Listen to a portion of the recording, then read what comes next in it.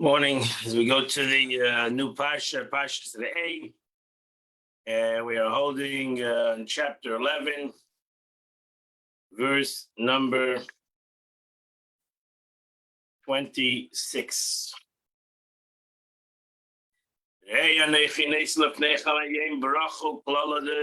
Behold, I've given you today a bracha and a klala, a blessing and a curse. Rashi says, a blessing and a curse. Those that are stated respectively in Mount Gerizim and Mount Abel. That Moshe Rabbeinu says, I'm going to put the blessings and the curses. I'm going to give a physical mountain that you're going to be able to see and to understand and remember these blessings and curses. It's a bracha, one of the blessings, Asher Tishmo Mitzvah Hashem, that you're going to heed to the commandments of God. Lekechem, your God. Asher Nechi Mitzav Escham, which I command you today. Rashi, it's a bracha al manas, on the condition that you listen. Vaklala, and God forbid the curses, and Lei Tishmo Mitzvah Hashem. And the curses, God forbid, if you do not follow the words of God. Saitim and Aderech, and if you go off the way. Which I'm commanding you, which I'm commanding you today. That God forbid you to go after other gods, which you do not know. So Rashi says,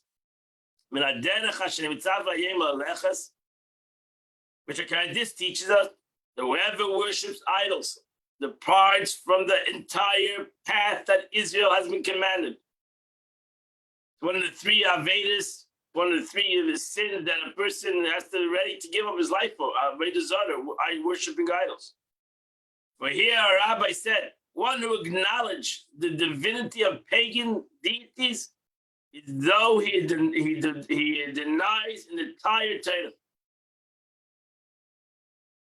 So if a person, like today, you have these people, Chas v'Shalom, have Jews for Jesus.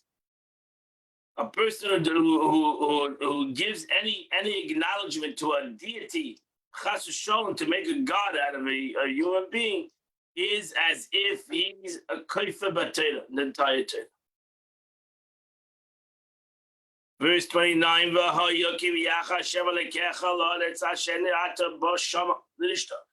and it will be when the Lord your God will bring you to the land to which you come.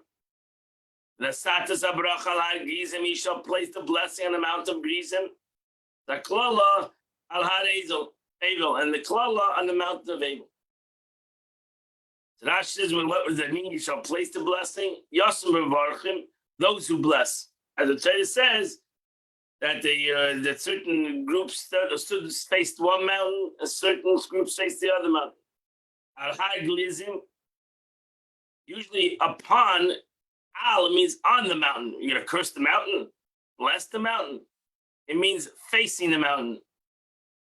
Turn their faces toward the mountain and began the blessing. Blessed the man who does not do any graven and molten images.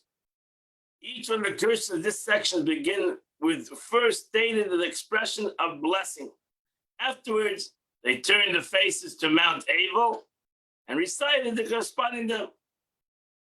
You can go today and see these two mountains. Actually, one mountain, Har Gerizim, Har Abel. One mountain is very has a lot of trees, Har Gerizim, and Har Abel is a barren mountain.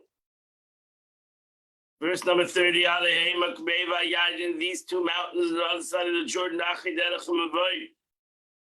way beyond in the direction of the sunsets.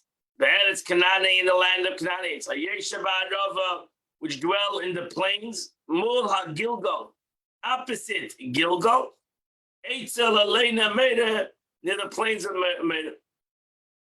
Moshe Rabbeinu never went to Eitzel, knew exactly where everything was.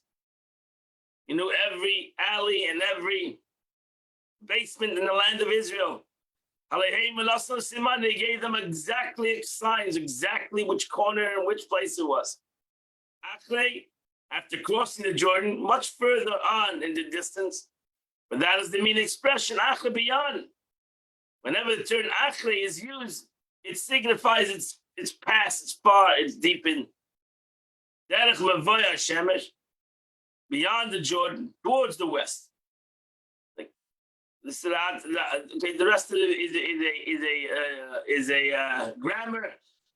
Cantellations. The Rashi goes into the cantellations of the word. So let's go next to Mullah Gilgal. Rachik ben Gilgal, far from the Gilgal. Elaine Moira. What's the plains of Moira? Shechem. This is the city of Shechem. As it's stated, to the place with Shechem, the plains of Moira. So the city of Shechem was where, according to many, Yosef is buried. In the city of Shechem.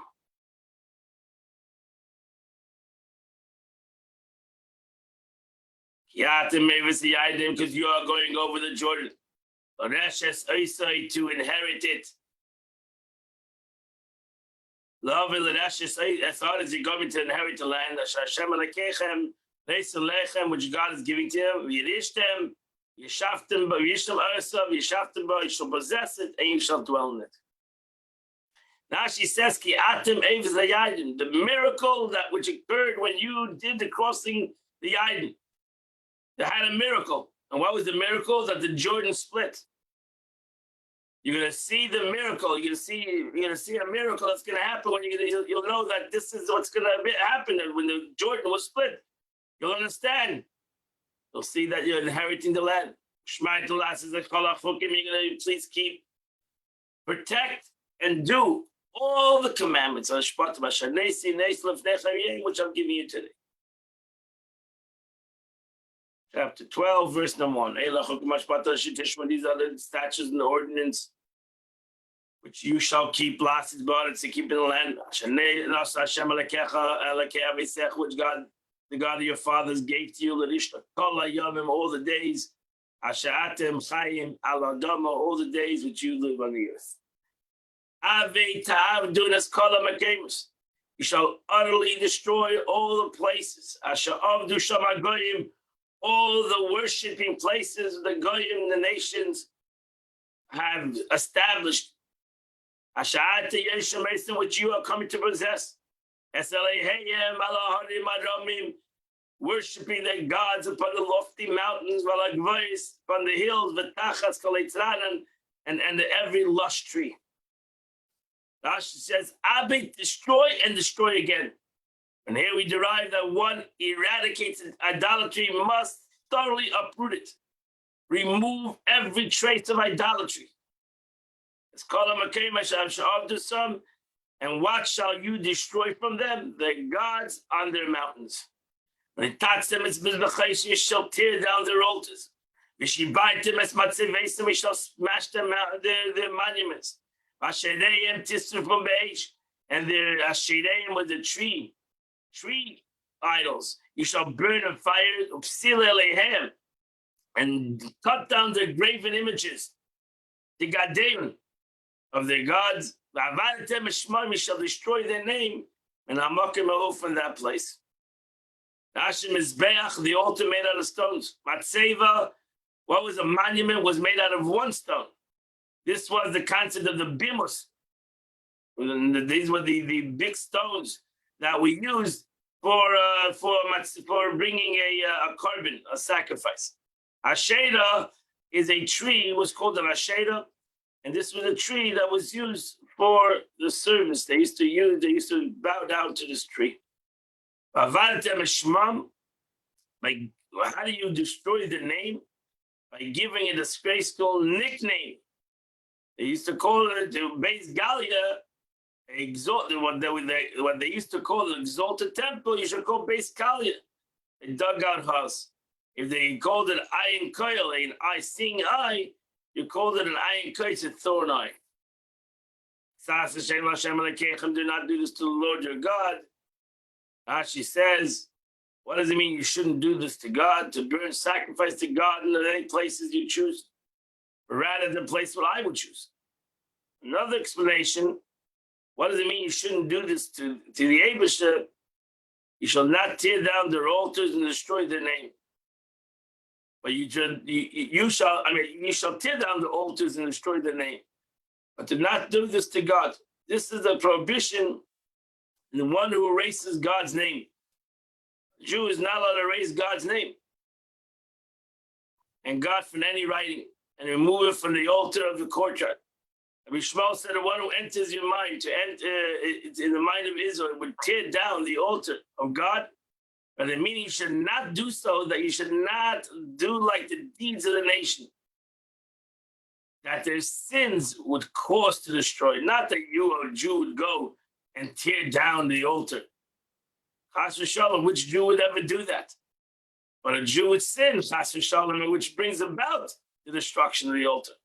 So, lo sasuke, do not sin, which brings about the destruction of the temple. Verse number 5, Ki yimel ha'makom ashiv Hashem, only the place where God chooses. Mikol shvatechem, and all your tribes, lasum shmei sham, to put his name there. The shichnei siddush shall acquire after God's home, uvas hashama, you shall come there. Rashi says, l'shichnei siddush, this alludes to the Mishkan of Shiloh. And the Jews came into the Eretz Yisrael, they made the Mishkan of Shiloh. And they were there for over 369 years. You shall bring thee your burnt offering, and your sacrifices, and your tithing, and the separation of your hands, the drechem, your vows, the dveisechem, your donations, b'cheres, the firstborns of your cattle and your sheep. Ashes of Chechem, Shlavim Shachayv, this is the obligatory peace offering. Masrechem is the tithing of the cattle, and the second tithe that every Jew brought to the Beis Hamikdash every year. Lechel Lefnim Lachem, which was brought and eaten in behind the wall of Jerusalem. Terumas Yetzem, one means the separation of your hand. These are the first fruits, in which is stated, and the Kohen shall take the basket from your hand, which was brought on the holiday of Shavuos. But because Karchem, this was to give to the Kohen, and you shall offer them there to give them the firstborn of the cattle has to be given to the Kohen. You shall eat before the Lord your God, and you shall be happy. You shall rejoice with all the endeavors of your household. Which your Lord your God has blessed you. Actually, commensurate to the blessing, the bringing of the offering.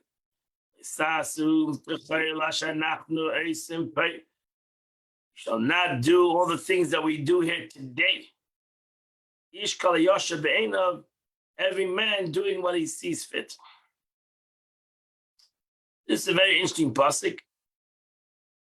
Many interpretations here. How Rashi interprets the pasuk. This refers back to stated before for the crossing of the Jordan, meaning that when you will cross the Jordan, you immediately are permitted to offer sacrifice on a bama. So this was the concept of bamas we mentioned before that took time to rebuild the Mishkan. And Jews were excited to bring sacrifices. So there was a lot of bama. A bama was to take a big stone and to bring a sacrifice. Private altar. People had bamas in their backyards. So they were allowed to do that. And there was as you go look into the prophets, it was not easy to get the Jews to stop doing it because they got used to it. They had to destroy the bamas. There was a struggle always with this bamas, with once they're allowed to use these private sacrificial altars. So you immediately are permitted to offer sacrifice on a bama, temporary altar, the entire 14 years of the conquering nation dividing it. But on the bama, you may know as sacrifice, you sacrifice here this day in the Mishkan, which is with you, has been anointed, and thus is fit to sacrifice sin offering, guilt offering, vows, donation. Where in a bama, you may sacrifice only that is vowed and donated. So there's a big difference between a bama and the Beis Hamikdash Mishkan even. because the Bama was only allowed certain things. And the Mishkan was allowed much more than a Bama. You're allowed to bring a sin offering, the daily offering. On a Bama, you're only allowed to bring a Nadava you suddenly you want to give something to God. So therefore, that's the meaning of every man doing as seem fit. Vows in the nation that are donated because you deem it fit for them, not because you're obligated, imposed upon. Only these may you bring on a Bama. And that's what the meaning, that's what Rashi translates to it. Don't do whatever we're doing now. That only you're allowed to do is things that are allowed, that you want to do on your own. But you cannot bring a sacrifice that's an obligation to bring in the Beis Hamikdash. That you need the Mishkan. Because you're not yet come to the resting place. To the inheritance. Which God has given to you.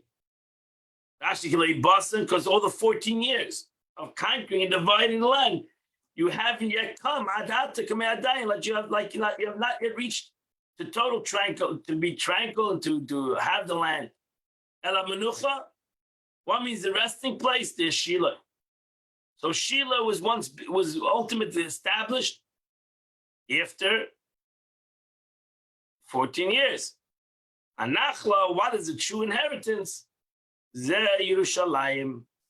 This is Yerushalayim, which you know will happen if David HaMelech, which is over 500 years after the Jewish people came into the land of Israel. Right, you're going to go over the Jordan, you're going to settle in the land. Which God, your Lord, has inherited. And He's going to give you rest from all your enemies. Yisavir that's surrounding you. Yishaftem betach, and you will dwell securely. Now she said, you may have appointed a portion it among yourself, and that every man will recognize his portion and the territory of his tribe. Moshe Rabbeinu made sure that everyone got their place. And he gave it to you as a rest, gave you rest after conquering and dividing the land, and having obtained the rest from the nations which the Lord has left over through who test Israel. And when did this happen? Moshe Rabbeinu prophesies that when is it going to be true peace in the land of Israel? Only when David HaMelech came. Until David HaMelech, for 500 years, the Jewish people lived in the land of Israel. They never had rest for the nations because they didn't destroy all the nations that lived there. So David HaMelech had to come and clean up the house, which took, as I said, close to 500 years. And that completes the Chumash. We now go to the Tanya of the day. Alter Rebbe, we're holding the 7th letter of the Alter Rebbe. The Alter Rebbe is explaining a deep concept of the descent and revelation of godliness in the world through the aspect of actions, through the aspect of our mitzvahs. And this is how he continues.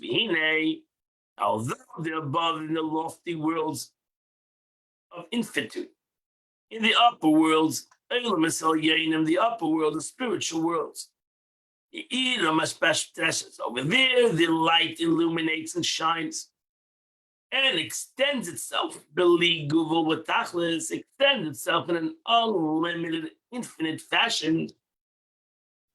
Because when godliness, when spirituality separates itself from physicality, as the Alter Rebbe will explain in a moment, now spirituality has an unlimited existence. It shines in an unlimited form, and an quality and quantity is unlimited. Which that's why it animates the worlds. That is infinitely concealed. Meaning that the infinite kinds of worlds, each which is infinite degree, So it's infinite number. There's infinite number, if you can say an infinite number. And there's an infinite, so its quality and quantity is infinite. Shakasu b'derab, as it's brought down in derab in Kabbalah. For became, but nevertheless, ultimately, the Eibishter created all the spiritual worlds, all this infinite spiritual worlds, and godly powers, godly light was all created so that it would come down to this world. And the way it ultimately is, it comes down to this world, that this world feels that it's not infinitude, and it is not infinitude, it's finite. It had to come down like Tzimtzum and Rabbit. It needed to come down through many contractions. To animate, and to the beings that have been created, formed, and made. So in the Hebrew original, there are three verbs alludes respectfully to the beings that inhabit the worlds of Bri, Yetzirah, Asiyah. Accordingly, we understand that the previous reference was being made to the world of Atzilus and those infinite worlds that are higher than the world of Atzilus. So all these lahachas and avroim, vayinsurim, hanasim, you have those two expressions. And the avroim, you have the lahaches, and avroim, hayitsurim, vahanasim. That's the expression, the created, the formed, and the made. So you have the three worlds: Bria, Yetzirah, and Asiyah. So that's already tzimtzum. So in the world of Atzilus, the world of emanation, is where you find the infinite concept. But ultimately, in the world of creation, and Evrayim, the world of creation, the world of formation, and the world of action, you have automatically tzimtzumim, which you have an neshama that's not infinite. And as you explained, a malach is not infinite. So you have finite entities. Chlek is that aklal mispatayah. They divide primarily into the 613 rays of light. And negate to Yag Mitzvah Torah, which correspond to the 613 commandments of Torah. These commandments are the 613 kinds of conduits. That certain kinds of oil which transmits the radiance from the infinite, because as we explained before, that these mitzvahs are the ratzon of the Eibishter, are the will of God. And since they're the will of HaKadosh Baruch Hu, they come even higher. They have an infinite connection. And therefore, ultimately, these lights that have an infinite aspect within them come into this physical world. And they come to bring light to the soul of everyone, each and every one of us. And a kaluna, which our soul, which is comprised of 240 organs and 365 sinews, which is 613. So that's why every mitzvah is connected to us, to each and every one of us, each one of our neshamas.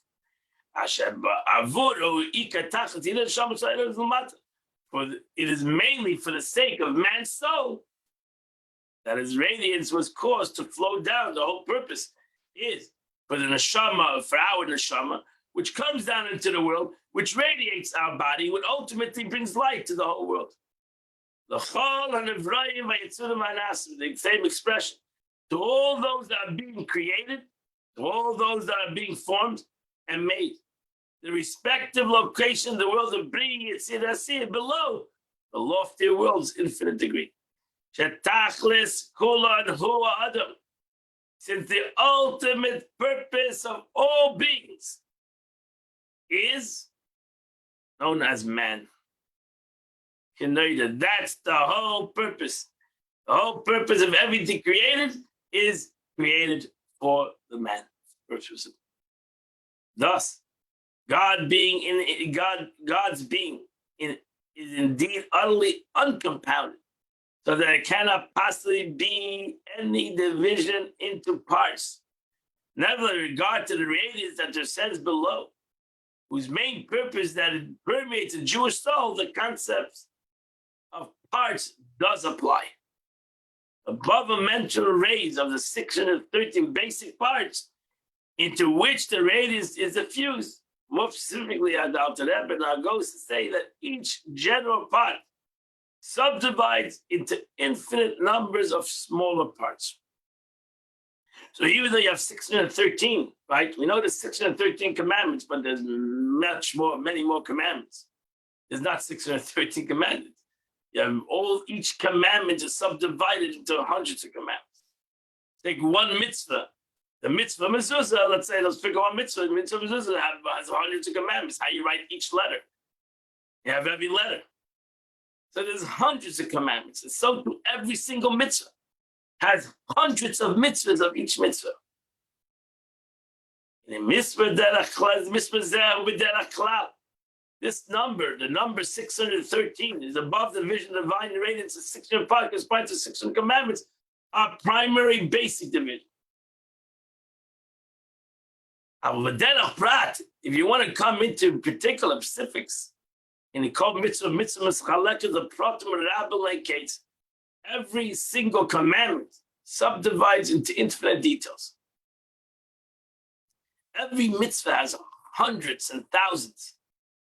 Take the mitzvah of tefillin, hundreds and hundreds of mitzvahs and commandments and details are involved in this mitzvah. You cannot do the mitzvah of the basic mitzvah, put on tefillin, if the mitzvah is not done in its right way, which is connected to hundreds of mitzvahs, hundreds of laws. Hein gufei halachos, and these are the essential details and rulings in every commandment, which has no number. So we say the 613 mitzvahs, but really, every mitzvah has hundreds of mitzvahs. Who knows? There's unlimited amount of laws in everything that you do. As it said, the 60 queens, which are the sages, come to the 60 tracts into the Talmud. So go to the 60 tracts of the Talmud and start learning all the pratis of every law. So you have you could have a whole book with hundreds of pages on one mitzvah. One mitzvah. So you have 60 tractates of Talmud, thousands of pages. Those who learn Daf Yomi, they know it takes them 7 years. A Daf a day takes them 7 years to finish the entire Talmud. A Daf a day. There's thousands of pages, thousands of laws. Shulchan Aruch, open the code of Jewish law. Every mitzvah, you're going to find hundreds of mitzvahs. The hundreds of laws on every commandment. And the same verse continues. And the maidens, the queens are 60s, but the maidens without number. As our sages time and elucidate innumerable rulings of individual laws. Shehein Hamshachas Ratzon. For they are the downward flow of the supreme will, which is infinite.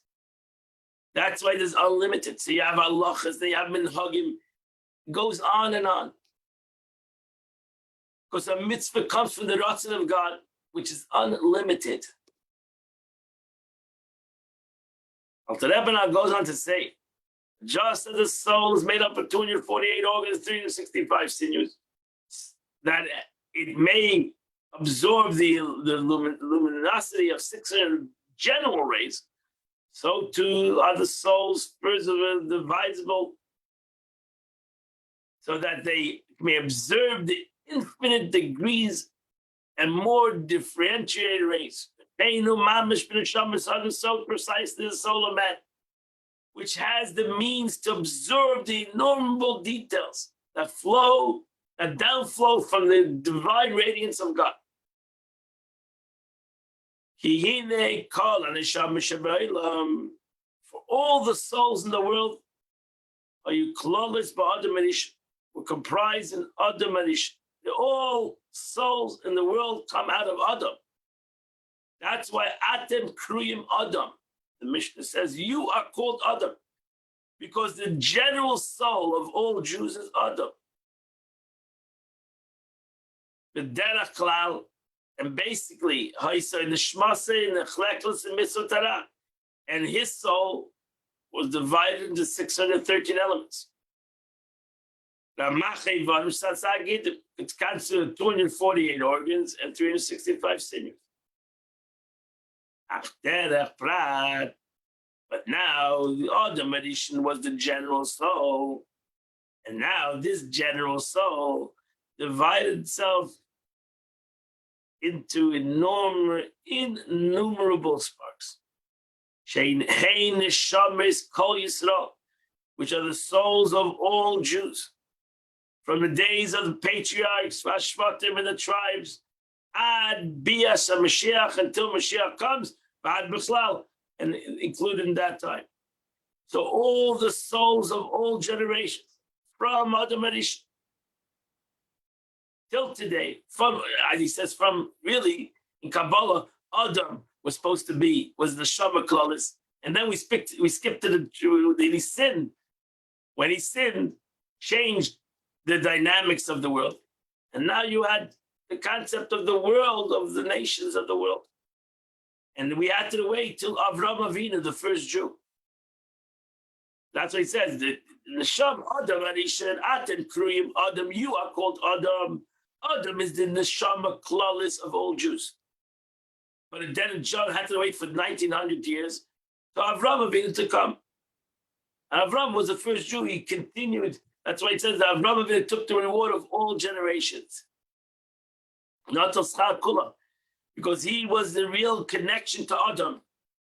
Adam Arisha came down to illuminate the world.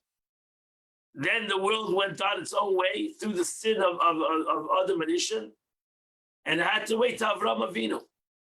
So that's why it said Adam Arisha brought God to the world. Then his sin and the sins of the next generation separated God from the world. And then came Avram Avinu, Abraham, and started to bring back God to the world.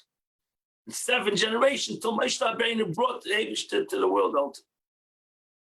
So there was a gap between Adam Arisha and Avram Avinu of 1900 years. As we know, Avram was born 1948, and that's why the Zohar writes the first 2,000 years is world, and then you have Torah. Avram Avinu starts the concept of revelation of Torah. Really, it should have happened in the beginning of creation. Adam should have been the one who revealed the Torah to the world, but he sinned right away, and that brought about the separation. So this is the way it should have been. Adam is the first man, Yitzchak, because you're going about a revelation of God in the world, comprised of 613. But then came about that it started again, that the Shama was revealed in the patriarchs, and then into the Shvatim, 12 tribes, and then ultimately to every single Jew throughout history. That when Mashiach comes, will be as it says that the children of Israel will the sand of the sea. So we're still waiting for that promise that God gives Avram Avinu, that your children will be like the sand of the sea, that you will not be able to count. How is it possible, Adam Arisha, a finite entity, to be able to produce an infinite concept? Because the Adam Arisha was a general soul of the Jewish nation, of Jews throughout history. But in Pratis, the way that neshama, that 613, subdivides in an infinite number. And therefore, there's an infinite amount of Jews. So until Mashiach comes, you'll be the minute. But then Mashiach comes, and then there'll be the concept of the true bracha, which the Eibushter, God gives Avraham Avinu, that not only that there's an infinite power to the neshama in a spiritual way, even though the neshama is comprised of 613 lights, but ultimately it subdivides into an infinite number, so too physically. or subdivide into an infinite number. So we understand that above the Adam soul, which comprised of innumerable sparks of individual souls, was capable of receiving the infinite number of detailed emanations from the radiance of supreme will. He had that capability to be the originator. Adam, that's why he was called Adam. Adam has no name. Adam is Adam, humanity. Which, as I say, the verse, I said it a couple times, Atem kruyim Adam, the verse says, you are called Adam. Because why are you, the Jewish nation, called Adam? Because as I said, originally, that was the way the Eibishter wanted the Adam, and it is today. We all originate from Adam Jews. Because that's what it was supposed to be. That we all came from Adam Arishon, which ultimately animates all individual Jewish souls. Very Kabbalistic teaching. Beautiful teaching of the Tanya today. Today is the 24th day of the month, which is from chapter 113 to chapter 118. From chapter 113 to chapter 118, and you would do the chitas of the day. I want to wish you all a wonderful and beautiful and happy and healthy day. And Mitchell, we'll see you all 10 a.m. We'll come together. We'll continue to learn Chassidus together at 10 a.m. either at Chabad or on this Zoom or on Facebook Torah Direct. Have a wonderful and beautiful